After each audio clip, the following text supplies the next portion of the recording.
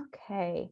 Hi, everybody. In true Zoom fashion, we're going to wait a minute for everyone to fill in and then we'll go ahead and get started.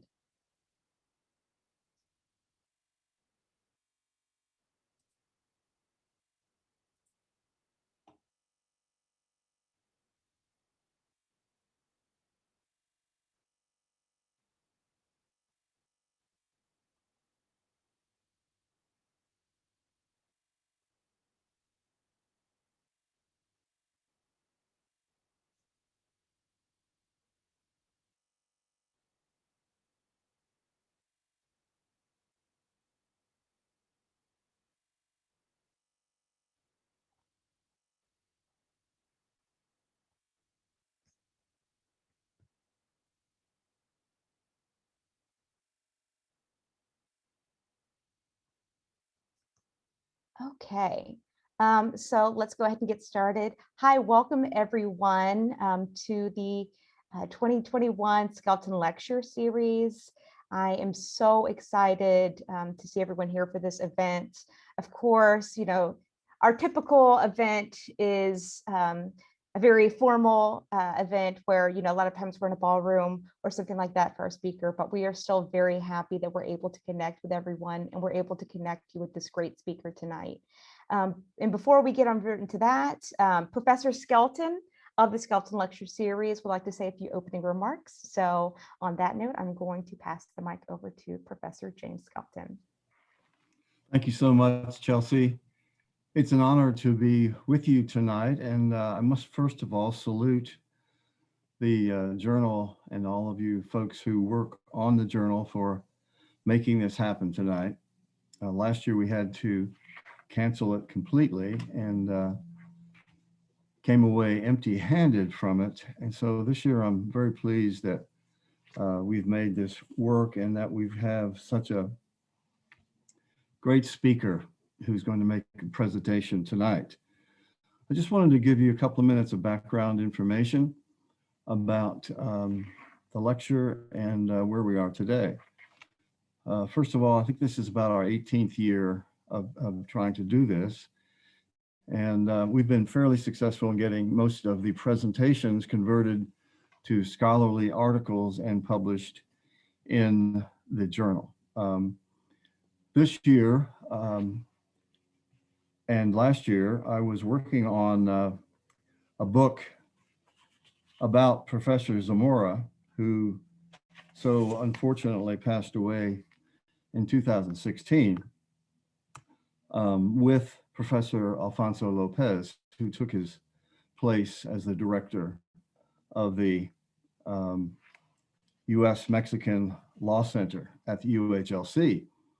And long story short is that I kind of had been bugging Professor Hoffman for several months about seeing whether he could contribute a chapter to the book. And when the delay in the book was clear, I informed him of that, and all of a sudden he had some time open so he could prepare a chapter for the book. It's one of 19 chapters in the book. The book is called A Life Dedicated to Family, Academia, and Friends, a Festschrift in memoriam and memory of Professor Stephen T. Zamora. A Festschrift is an academic sort of book that recognizes greatness in professors who may have either retired or passed away. And so when I got to know Professor Hoffman through exchanging emails and all that, I saw that this article he was writing, which was called What Should Immigration Law Become, was so timely and relevant that it was very interesting to me. In addition, he had written a dedication paragraph at the beginning of the article regarding his relationship with Professor Zamora. And of course, that interested me even more.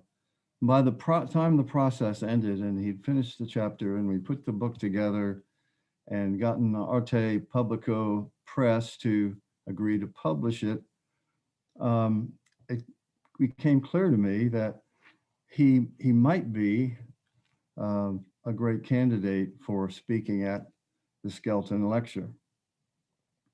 And thankfully, he agreed to be the presenter tonight.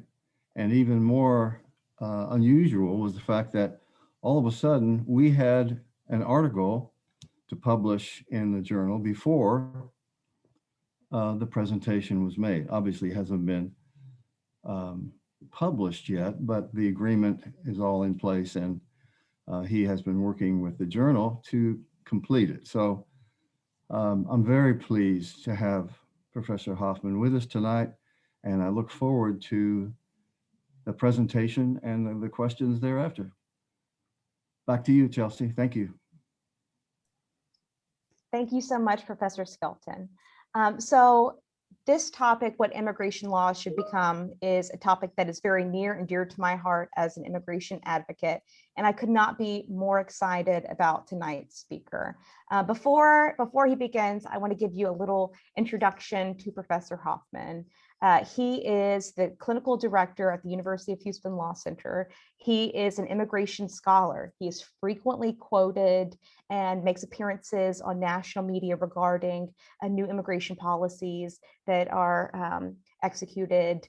He is the advisor to the Mexican consulate in Houston on immigration matters. He is a prolific commentator and writer on topics regarding immigration. In addition, he is an expert immigration advocate. He has argued in front of the 5th, the 9th, the 11th Circuit. He has been a co-counsel on a case that went before the Supreme Court that resulted in a 9-0 decision in their favor, which greatly helped thousands of immigrants in immigration matters. And he was an expert witness on a case involving DACA recipients, which ended up settling a $2 million settlement for those DACA recipients. So very well versed in immigration advocacy, scholarship, and finally, he is a fantastic immigration professor. He has been the director of the University of Houston Law Center Immigration Clinic for 11 years.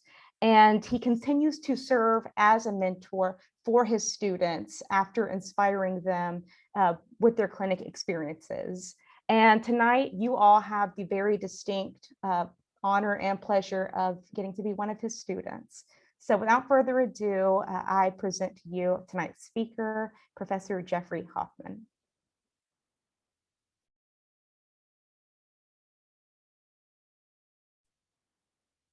Oh, Professor Hoffman, you're muted. There you go. Yes, thank you very much, Professor Skelton. I'm so honored to be here today. And of course, Chelsea, Ms. Klump, done a wonderful, wonderful job as the EIC. And of course, I know Ms. Klump for a long time as a student in my immigration clinic, and she's done wonderful work in that capacity as well. So today I'm going to talk for probably about 35 minutes, 35 or 40 minutes. Let me share my screen. So just to make it easier and just because when you're on Zoom, it's sometimes easier to have a PowerPoint. So I'm not sure we would have done a PowerPoint otherwise, but I think it's might be more helpful to the audience to have one. So let's get started. What should immigration law become? And I'll tell you a little bit about how I came up with that title. But before I do, and to echo James Skelton's introduction, I was so, very touched to be asked to do an essay as part of the book. And again, hats off to Professor Skelton for doing that. I'm just going to read the dedication because this talk is also dedicated to Professor Zamora, as well as the essay or the article. The essay is dedicated to Professor Steve Zamora, is on a subject he would have enjoyed discussing and debating. Steve and Lois warmly welcomed my family and me when I first came to Houston in 2009 to head the immigration clinic here at UHLC. I remember him hosting an outing at an Indian restaurant, having us over for a pool party. I frequently saw Steve riding his bike, exercising, laughing, and engaging with everyone that he met. We saw each other frequently at the rec center, where he encouraged me to swim more. He visited my office numerous times to drop in. He would give me tchotchkes, his word, from his frequent trips. His great expertise in international law and especially NAFTA really coincided or overlapped with my interests. And as a result, we discussed the latest developments in immigration law and policy. So I very much enjoyed my talks with Steve, and I always miss him. His kind demeanor, warm personality, and welcoming spirit. So I hope that, Steve, if you're listening, you'll enjoy this talk. So what I've tried to do in this piece is take a step back and try to think about how we should go about re-envisioning, reconceptualizing immigration law. And it's a really good time to do that. Obviously, we're at a juncture in the political landscape with the new administration. And we've also seen obviously a lot of frustration, a lot of negative rhetoric, obviously, from the former administration. And so I really thought it was a time to ask this kind of basic question: if we could start all over and we could not just tinker at the margins and change a few things, in terms of minor things, but if we could really think about what the entire field of immigration law could really look like and really become to greater protect people, to protect people's human rights. And I got the idea for the title. I don't think I say this in the essay, but I got the idea from Roberto Unger's book. Professor Unger was my professor when I was in graduate school, actually. And he had us read this book, What Should Legal Analysis Become? And if you get a chance to read it, it's very abstruse and kind of abstract and theoretical, the What Should Legal Analysis Become? But it's always stuck with me, and I've always thought about, well, what is Unger saying there? And what he's saying is that legal analysis, just the very fact of doing legal analysis, can many times privilege certain parties. It can privilege certain interests. It can privilege certain values. And I really thought it resonated with me, in the last 20 years that I've done immigration law. It really resonated with me that what we do in immigration court and the types of relief and the legal analysis that's discussed and applied by immigration judges really privileges, in some ways, the government. And you'll see examples of that throughout this talk. There are other starting places that can inform our beginning to think about change. Some other books are Beginner's Mind, Zen Mind, Beginner's Mind, The Places That Scare You by Pema Chodron. I talk about this book with my students. Then there's also a series of articles on law and violence, which is kind of interesting. You don't really hear about it that much anymore, but Robert M. Cover from Yale, passed away now, many years, but he had a very good, very interesting thesis about law and violence. So if you're interested, and I'll share these slides with you, I put hyperlinks to these various books. And the idea is that, if you think about it, the law is really doing violence in some sense. Every time a decision is made, now you can see that, this institutional violence or state violence, you can really see that starkly in deportation proceedings. And if you've been in immigration court, they say Dana Marks, Judge Marks, wrote an op-ed one time, and she said that immigration court is like a traffic court with death penalty consequences. And it's really, unfortunately, it's really true. You have very few procedural protections. And then at the end of the day, it's very possible that your client could be ordered deported and then persecuted or, God forbid, put to death if they're sent back to their country. So this idea of law and violence really resonates with me. And so my next article might be called Deportation as State Violence. So we'll see if I can get around to writing about that. The other starting place, which I came across this quote from a book called The Sublime Object of Ideology, and this is a really good starting place as well, because Zizek, Slavoj Zizek, is a philosopher, contemporary philosopher, that talks about ideology and talks about how the law and the other, and he also has something to say about immigration. But let me just read you this quote and we can talk about it. When a discipline is in crisis, attempts are made to change or supplement its theses within the terms of its basic framework, a procedure one might call Ptolemization. Since when data poured in which clashed with Ptolemy's Earth-centered astronomy, his partisans introduced additional complications to account for the anomalies.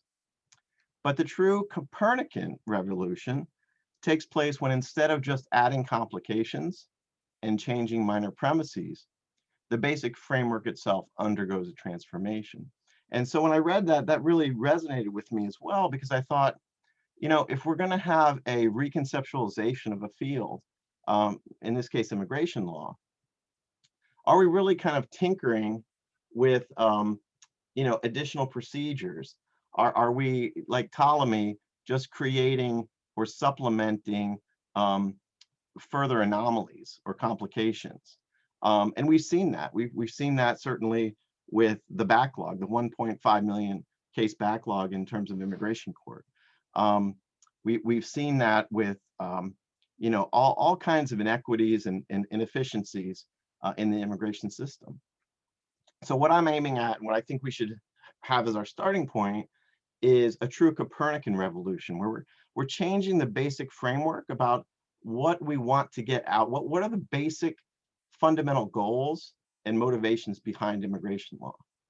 So when we are dealing with the self-professed scientific revolution, the question to ask is always this: is this truly a Copernican revolution, or merely a Ptolemization of the old paradigm? So let's start with those are kind of our background concepts that are motivating us, and this is going to be hard to see. But immigration courts are not Article 1 courts. These are some problems that I see and identify with the current state of immigration adjudication. So they're not Article 1 courts. You may be surprised. They're not Article 3 courts, so they're not district courts under the Constitution. Immigration judges are employees of DOJ. And so in some cases, there's no discretion to grant relief in many cases. The person who founded our immigration clinic, Joe Vail, who passed away in 2008, he always said that he couldn't be an immigration judge anymore because there were too many cases that he really wanted to grant, that there were equities that were, screaming out for a favorable outcome. But because the way the law was written, he didn't have the discretion. And so I have a link here. I don't think we have time to click on all the links, but there's a link here about the ramifications of Article 1. And one of the interesting things is that the ABA has gotten behind this push to make an Article 1 court. And if you think about Article 1 courts are, for example, the tax courts, the Court of Veterans Affairs. There are other courts that can be analogized, Social Security, and also bankruptcy courts. So, these are courts that have a, greater allegiance to procedure, evidentiary rules, due process, etc. Now, if you want a really good example of a wide disparity in terms of adjudication and the inequities, you have to look no farther than the asylum grant rates. And the track reports out of Syracuse, I just want to show everybody, because I think this is a good way to start to look at how wide the disparities are. So we're not going to go through each judge, but this is a really good tool if you're interested in researching this more. Let's just look at fiscal years 2015 through 2020. And we'll just skip down. These are all the courts by jurisdiction in the United States. And we'll just skip down to Houston. And if you look at Houston, now this column over here is percent denials. So keep your eye on this column, okay? These are the number of percentage of cases that are denied in immigration court relating to asylum. So take a look at Houston. You have 100%, 100%, 98.5, 98.4, and it goes on. And they're about high 90s, right? 97, 96, 95. Then we get into the lower 90s. And then it kind of stops. So like the best rate is really Rankin Yates, Judge Rankin Yates. And she has only a 12% grant. So you see how incredibly, incredibly difficult it is to win a case, especially here in Houston. And then if you compare that, let's just say, let's go to another court. Let's go to Arlington, Virginia. And you have a couple people up in the 90s, as we do here in Houston. But if you keep going down, you'll see that quite a few people are in the 60%, which means they're granting at least 30 to 40%, which is obviously a lot more reasonable. And you have people even in the 50s. And then you have people even denying only 30% of cases. So that's a wide disparity. And really, you have an immigrant in Arlington has a much, much better chance of getting asylum than an immigrant in Harlingen or Houston or San Antonio. If you want to learn more about that, there's an excellent article called Refugee Roulette. I've linked it here. I won't click on it, but you can see that article by Philip Schrag and other co-authors. Excellent, excellent article. It's a little bit dated now. I think it's from 2008, but he goes through and discusses some of the reasons for the disparity. Another major problem with immigration adjudication, we're deporting children.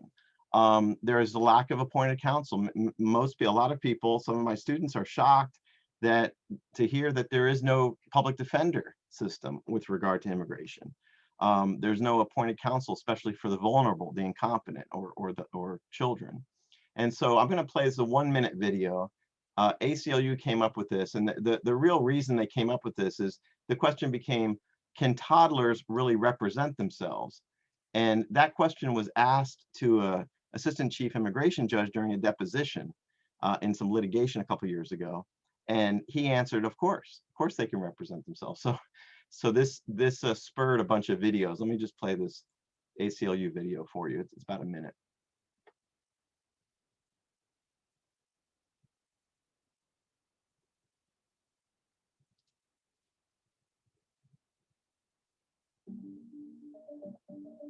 Elma, what country are you from? I'm from Red Country. The red country? New York, Liverpool, Massachusetts. I see pink. Do you know what a country is?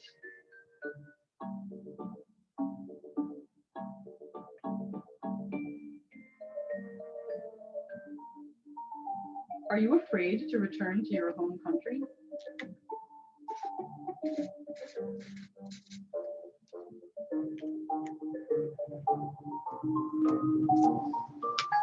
I've never heard such a stupid thing from a judge or anybody else. I'm hearing some conflicting responses here. Do you have any evidence that you were born in Israel? Oh no.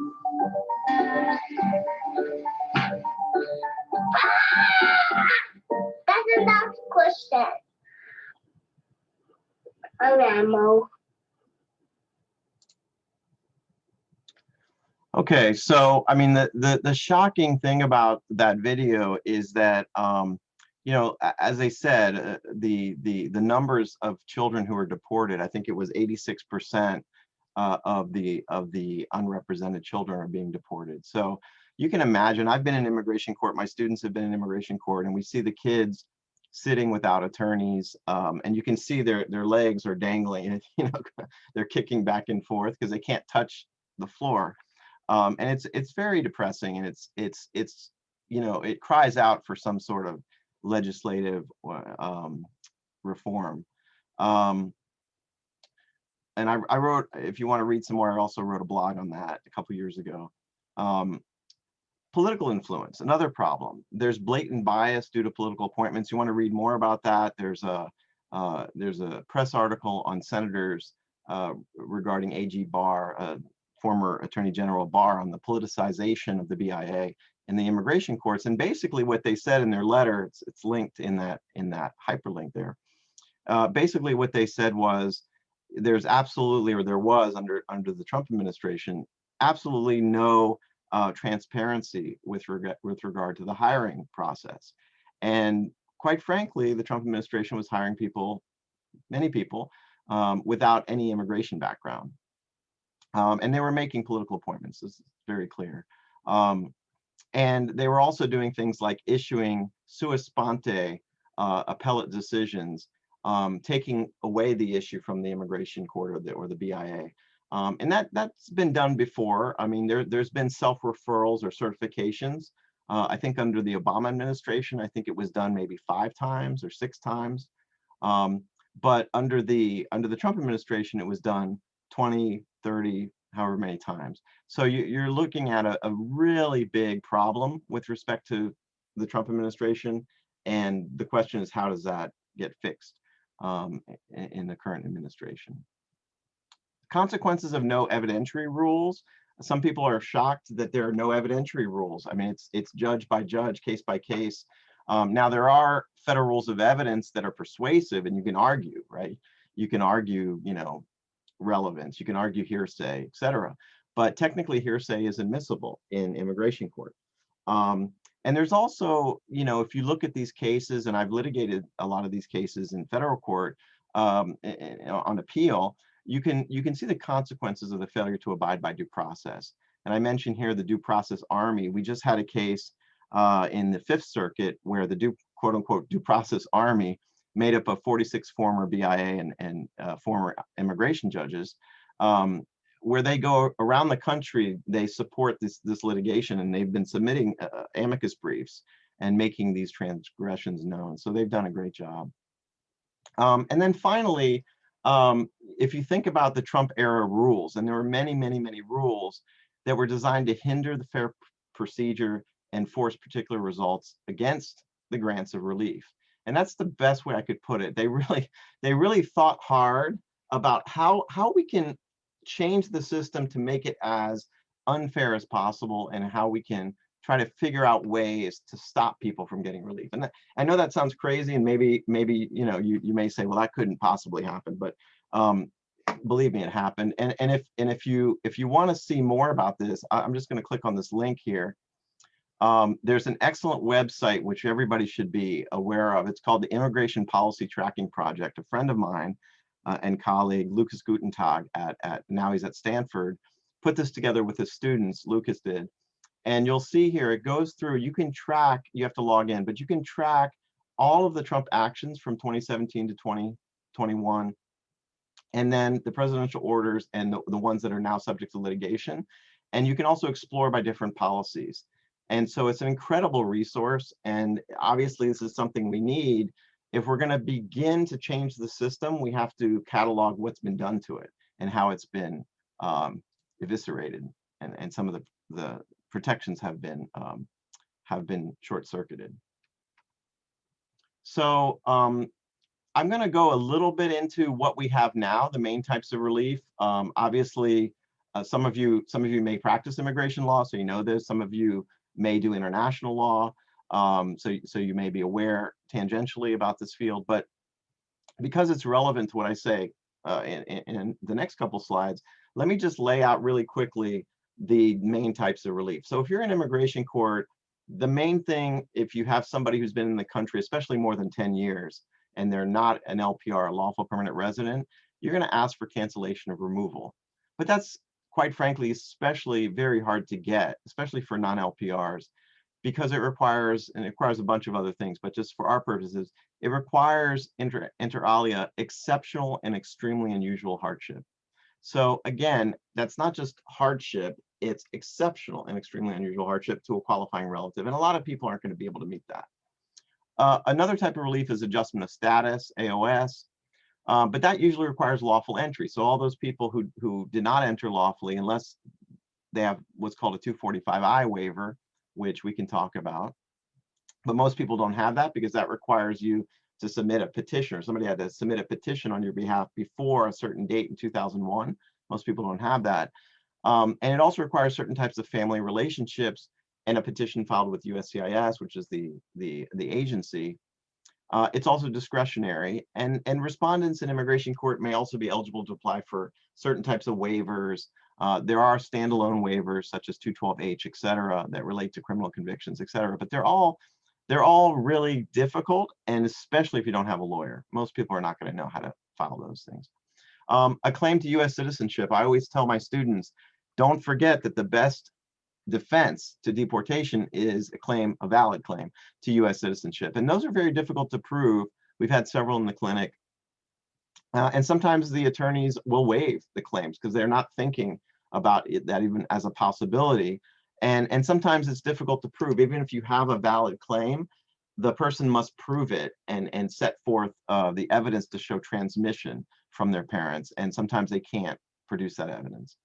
Then the other two types, which I won't go through very, very deeply, but persecution-based relief, asylum, withholding of removal, and CAT, Convention Against Torture. Those are, again, very difficult in many cases because asylum requires what? It requires persecution or well-founded fear of future persecution.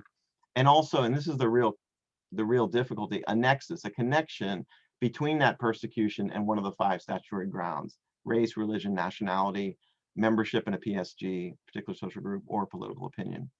The other reason most people are not going to get asylum is the 1-year bar. You have to file it within 1 year of entry. And then, of course, a lot of what we do in the clinic are other humanitarian-based relief, special immigrant juveniles, U visas for crime victims, T visas for trafficking, and VAWA, Violence Against Women Act, for people who have been subject to domestic abuse.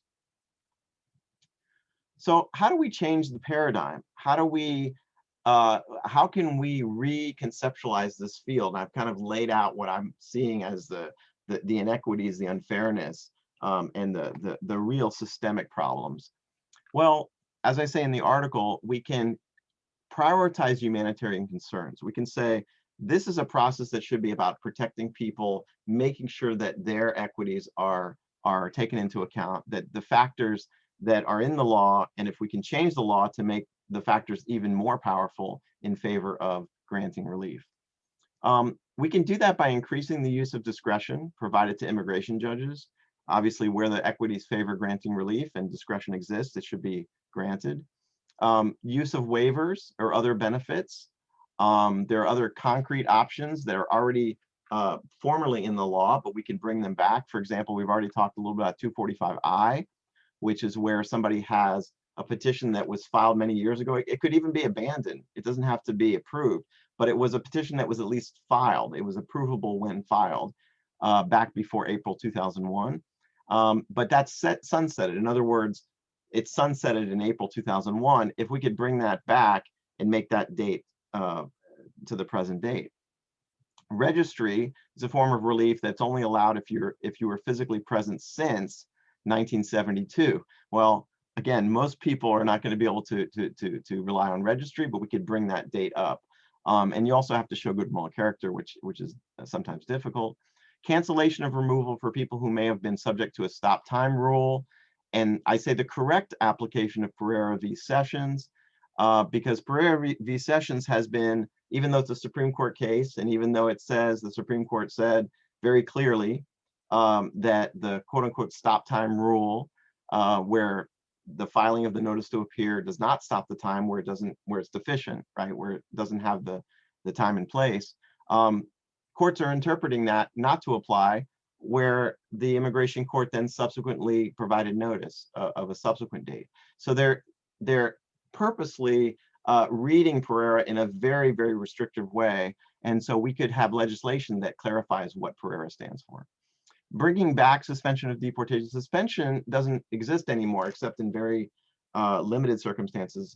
But we could bring that back for all people with good moral character. And it only requires 7 years of continuous residence. You don't need a qualifying relative under suspension of deportation.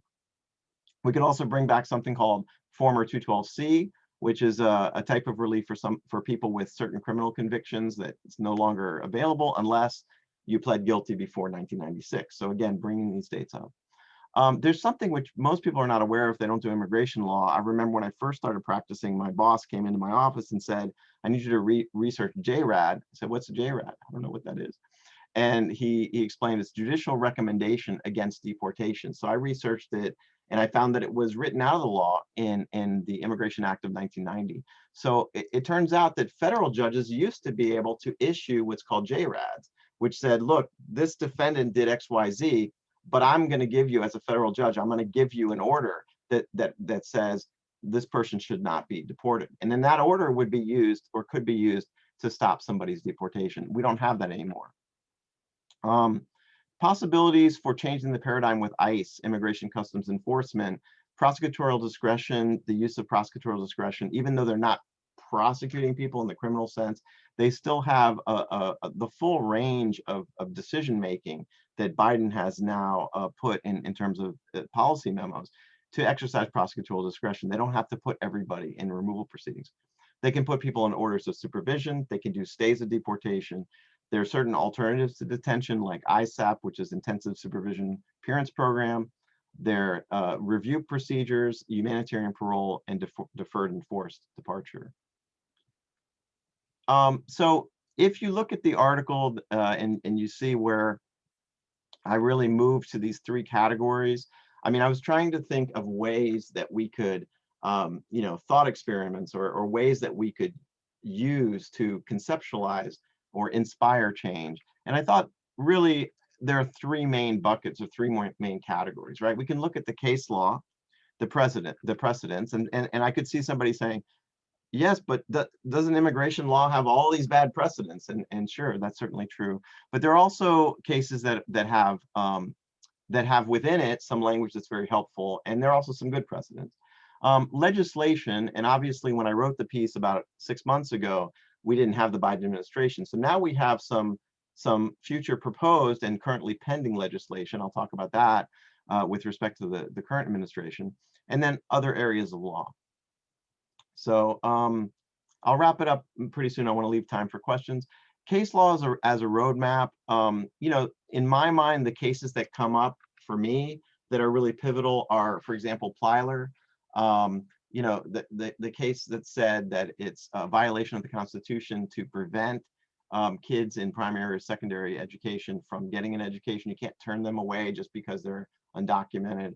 And there's some really good language in there. Justice O'Connor talks about, well, we don't want to create a shadow population, second-class citizenry, etc. Arizona v. US is an important case for me. Arizona, really talks about the state-federal divide, about how the federal government really should be the ones in charge of making immigration enforcement policy. Board of Regents v. DHS. This is the DACA case, and as we know, DACA case was really it was a very pivotal case because it really embraced the APA, the Administrative Procedure Act. What the court said there, Justice Roberts, is that you really have to, if you're going to take away somebody's benefits, and the DACA program is a benefit to so many people, you really have to follow the APA, and you can't do it without a full analysis, a full discussion and weighing of the various equities.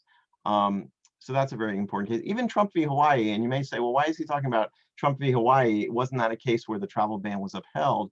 And it was, but if you read it carefully, in Trump v. Hawaii, you have a recognition, at least on the part of the Supreme Court, that the First Amendment really needs to be considered. And so even though at the end of the day, 212F, 1182, 8 U.S.C. 1182F, was successful for the government, and the president was able to stop people from entering under the so-called travel ban or Muslim ban. If you read the decision, the First Amendment is still to be considered and was raised as a valid claim. And then we've already talked about Pereira versus Sessions and how that's a very pivotal case with respect to procedures and the deficient NTA. So what do we have right now? So right now, as of March 2021, the end of March 2021, we have the recent proposal. It's just a proposal called President Biden's U.S. Citizenship Act of 2021, obviously not passed, but it's a very comprehensive immigration reform proposal. Some of the highlights: it grants temporary legal status, which leads to adjustment of status (AOS) after 5 years.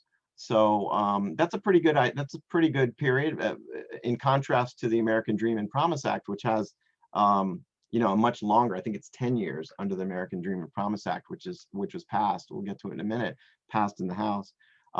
Earned pathway to citizenship if physically present on January 1st, and it may waive the physical presence requirement if deported prior to January 20th, 2017. And you have to also meet some other humanitarian factors.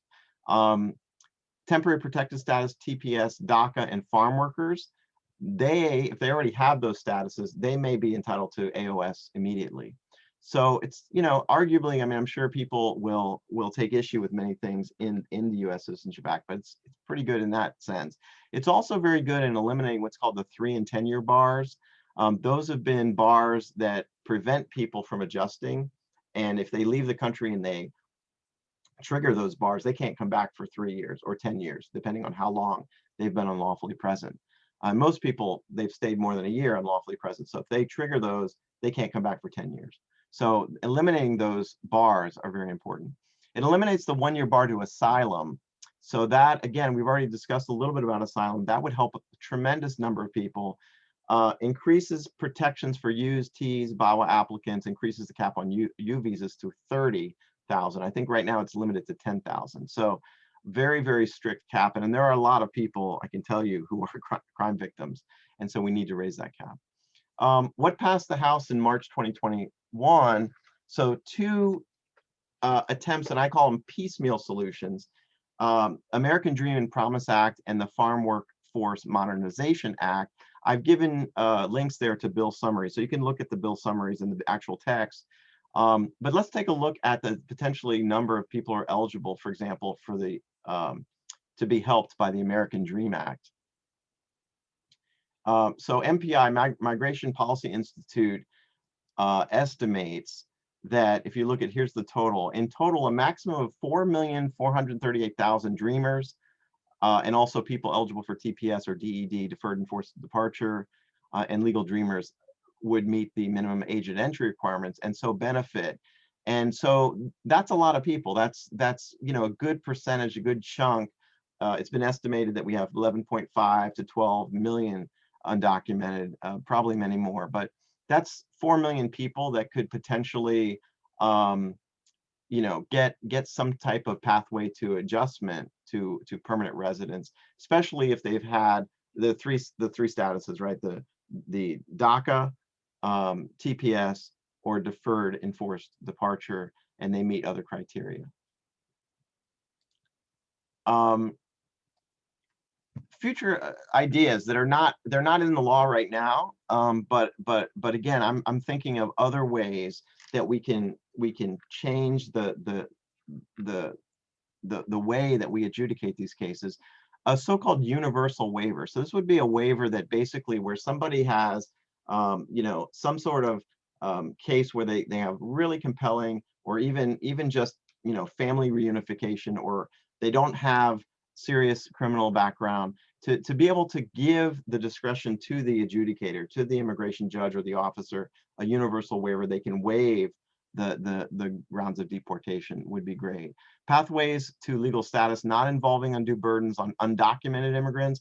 What I mean by that are, there's some things that people have said, well, we should have a pathway to citizenship, but they make it so burdensome where people have to pay fees or fines, or they have to do certain certain background checks, et cetera, that would prevent them from being able to adjust. Universal representation. So this is, again, we've touched upon it, but including a plan for a defender system analogous to a federal public defender And I say, see, for example, IJC, the Immigrant Justice Corps, is a group sponsored by the New York bar, and they're very successful, and they help people in immigration court in New York. So that's already in existence.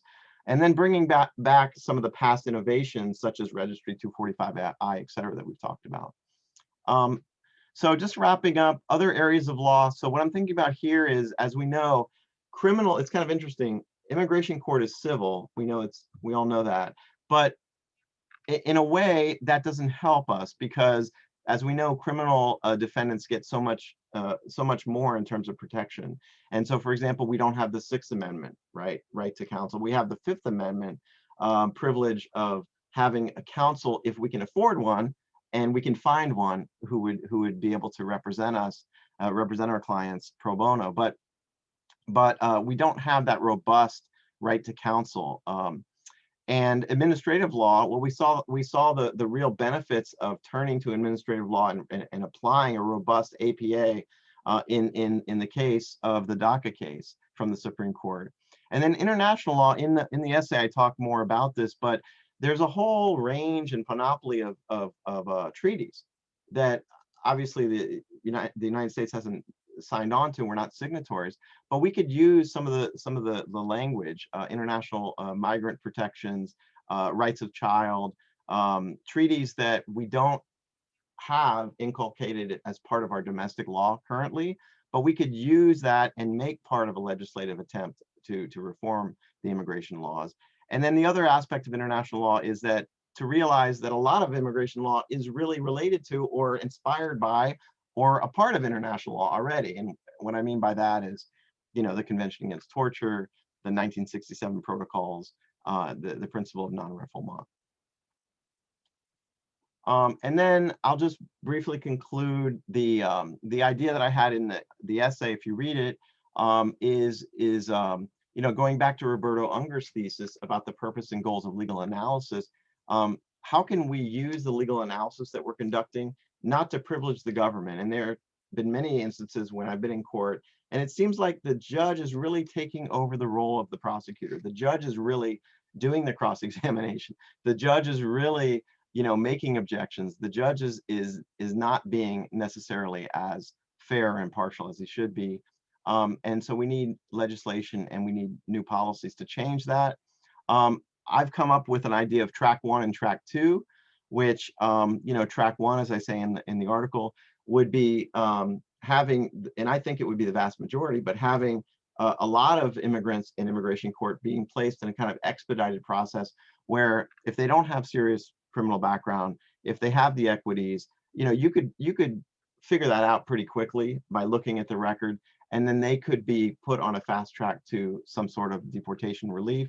And then there may be track 2. There certainly are people who may have aggravated felonies, or may have fraud that needs to be dealt with, and then those people can be dealt with in a different track. And so again, you want to help the most people in the most efficient way possible. And right now, as I've said, we have a 1.5 million backlog. And what's been done to try to ameliorate that is to just hire more immigration judges. And unfortunately, that's not going to work. First, it's not going to work because 1.5 million divided by, it used to be 200. Now I think it's around 400 or 450. That's still a vast number of cases. And that's not the way to attack it. You need to attack it structurally and through new policies. And finally, I've given you some selected readings. I have a lot more of those blogs that I've done, but a lot of these you can click on will be relevant to this discussion tonight. So let me turn it back over to Ms. Klump, and we can take questions. Thank you. Thank you so much, Professor Hoffman. And as he just said, Professor Hoffman, he is very prolific in all of his blog posts. They're always about the latest cutting edge immigration policies that have just come out. So if you Google Jeffrey Hoffman immigration, look for any blogs, they will be good. And he writes a lot of them. Okay, so we're going to turn to questions. We already have one in the queue, so I'll go ahead and read it. So Professor Hoffman, do you believe online legal services are helpful or harmful to their consumers looking for help with immigration issues? Yeah, that's a really great question. I mean, it raises a whole host of issues. Um, one of the first issues it raises is what they call self-help. Self-help. And with respect to some areas of law, where you can, somebody will point you, maybe a paralegal or a social worker will point you to a website and say, okay, here's the form, you can fill it out yourself, right? And that's called self-help. The problem with immigration, as you've probably seen or gleaned from this discussion already, is that it's so incredibly complex and Byzantine. It's really dangerous to give somebody a website and say, hey, go ahead and navigate this yourself. In fact, I have a potential client calling me, and he asked me, can I just have one of your complaints? Can I just use one of your complaints? He wanted to have a Word document, he asked me. And I'm not going to give him one of my complaints, because either I'm going to take his case or I'm going to refer him to another attorney. I'm not going to engage in self-help. So that issue of giving somebody an online service, if that's what the person meant by online services, which I think that's what they meant, is very dangerous in my opinion. Okay, thank you. Okay, we have another one. How can we, as a society and future lawyers, help support the passing of President Biden's proposed policies? How can we support what was the word? Passing? The passing, yes. Right. In other words, the enactment of those things I talked about, those pieces of legislation. Yeah, I mean, I think we as law students and law professors, I mean, we're in a very good place, right, to be able to educate the public. And again, I have no doubt that, and I really believe that President Biden is going to do all he can do. It's interesting, a decision was made already, political decision was made already to push for these piecemeal solutions. So obviously, the U.S. Citizenship Act of 2021 that I mentioned didn't go anywhere, and instead we have these more incremental changes, which are may not help as many people, but I think to the extent that we have to start somewhere. I think you should certainly contact your congressman. You should work in, I mean, Chelsea can tell you, we do a lot of outreaches. You can be a part of that. You don't have to be a member of the immigration clinic to go with us to the outreaches, to help people and to push for change. We've even been to immigration detention centers, not recently because of COVID, but get involved. If you're a student at the university, or you're an attorney already practicing in some other area, feel free to contact me and I'll put you in touch with the appropriate people. Okay, thank you. Okay, so we have another one. Given immigration's ties to labor now and in the past, what role, if any, could you see the Department of Labor in immigration reform? Yeah, well, there already is a role of the Department of Labor. It's called BALCA. And so they deal with certain immigration-related employment issues. The Department of Labor also has a role in employment-related visas. One thing I didn't talk about, and this is really a good point, if this is the intent of the question, is that, I'm dealing with what I know about, right? So when I talk about what should immigration law become, I'm talking about what immigration adjudication should become in terms of the stuff that I do, which is humanitarian work and work in terms of helping people in immigration court. But there's a lot. I mean, the field is much more complex than that, right? So a full discussion of what immigration law should become would encompass, consular processing, employment visas, Department of Labor, and really, rethinking how we address immigration more widely and not just immigration adjudication. So I think that's a fair point, and I think it's an important point to keep in mind, that we're not just talking about, immigration enforcement in the interior of the United States, but also about policies that, for example, travel ban I talked about, policies that make it difficult and maybe racially or religiously motivated, make it difficult for people to enter. Well, that answer kind of segues into our next question, which is how much of our current immigration situation do you think is actually rooted in racism? We seem to spend a lot more time worrying about the southern border than the northern border or port cities. Yeah, well, I'm speaking on April 9th. Uh, I'm also as you know, I'm the co-chair of the Diversity and Inclusion Committee with Professor Duncan. Meredith Duncan's wonderful.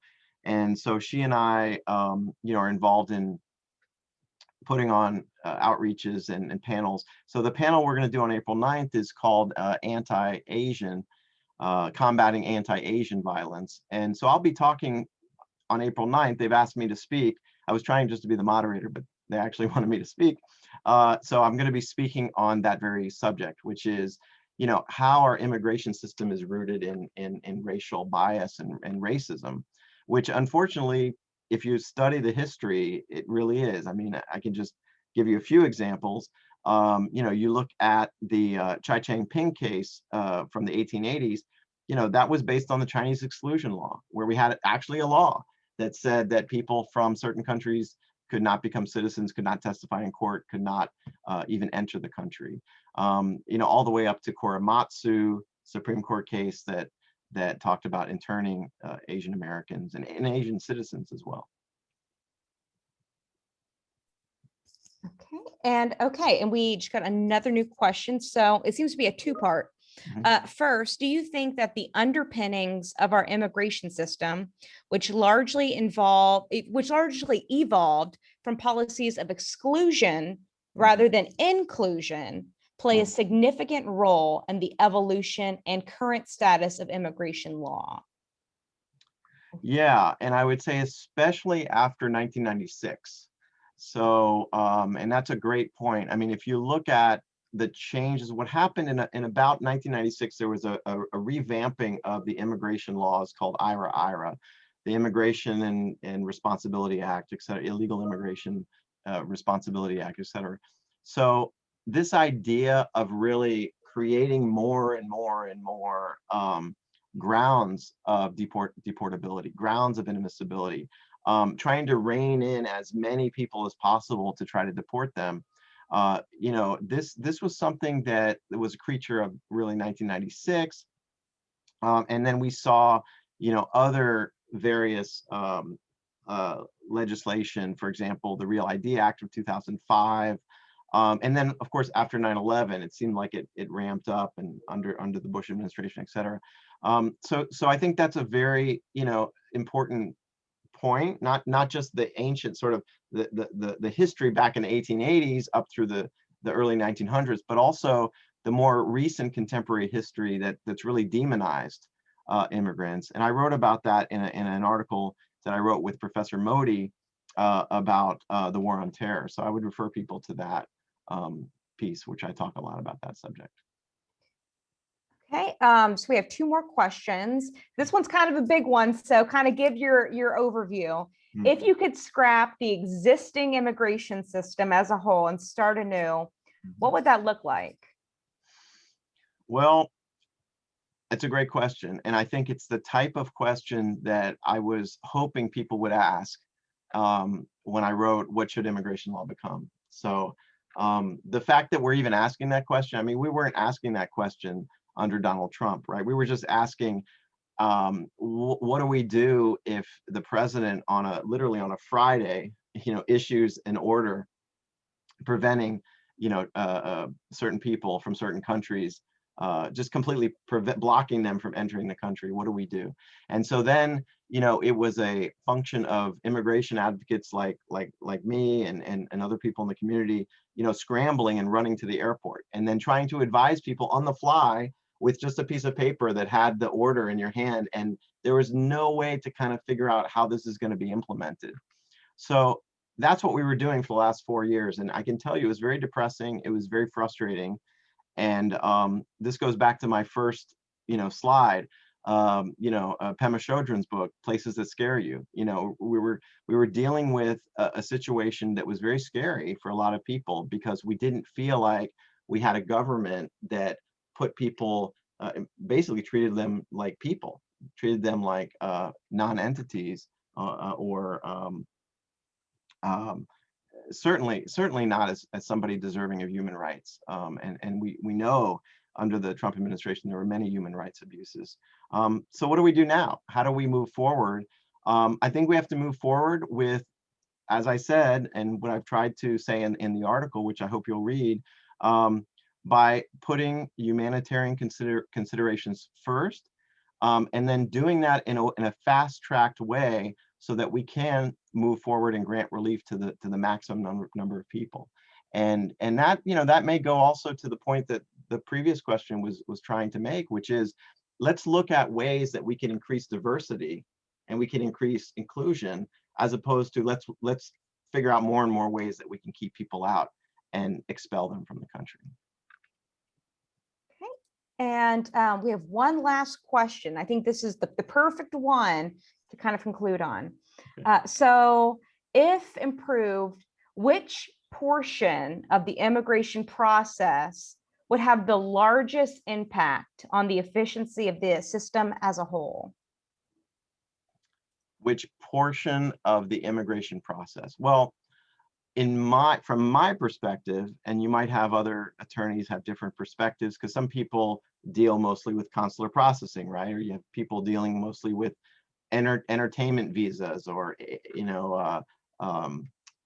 more in terms of visas that relate to people who have a lot of money, right? Like investor visas, right? And so they may say, well, you have a lot of difference if you open up that area and have a lot more people coming in that way. But I would say, since you're asking me, I would say it's a complete travesty, and it's completely frustrating and unfair for many people, the length of time they have to wait. So many of my clients have been waiting 5, 6, 7, one person's even been waiting over 10 years just to get an adjudication, just to get her case heard in immigration court. So for me, if you're asking me, I would say we need to revamp the entire system, from somebody entering at the border, somebody going through a credible fear process, and then they shouldn't have to wait 3, 4, 5 years to get their immigration court date. They should be able to be fast-tracked and then get relief within 6 months or 9 months. And so for me, that would have the greatest impact. And I actually talk about that a little bit in the piece. Well, thank you so much, Professor Hoffman. I know that this is a very complicated subject with a lot to cover, and a lot that does need to be changed, to be upgraded, to be made more efficient. So we appreciate this talk so much, your expertise, your experience, your insight. And we hope that you had a good time being our teacher for this evening. Well, I just want to say thank you to Professor Skelton, and to you, and to Christine, and to Ed, and all of you at the journal. You guys are doing wonderful work, and I'm honored to be here today. Thank you. Thank you so much. Well, I think on that note, we are going to wrap up this event. Thank you everyone for attending. This event has been recorded, and it will be on our journal's website for your review later, or if you know of people who are very interested in the event but had some sort of conflicting engagement, you can direct them there as well. But on that note, thank you again to everybody, and everyone have a wonderful evening.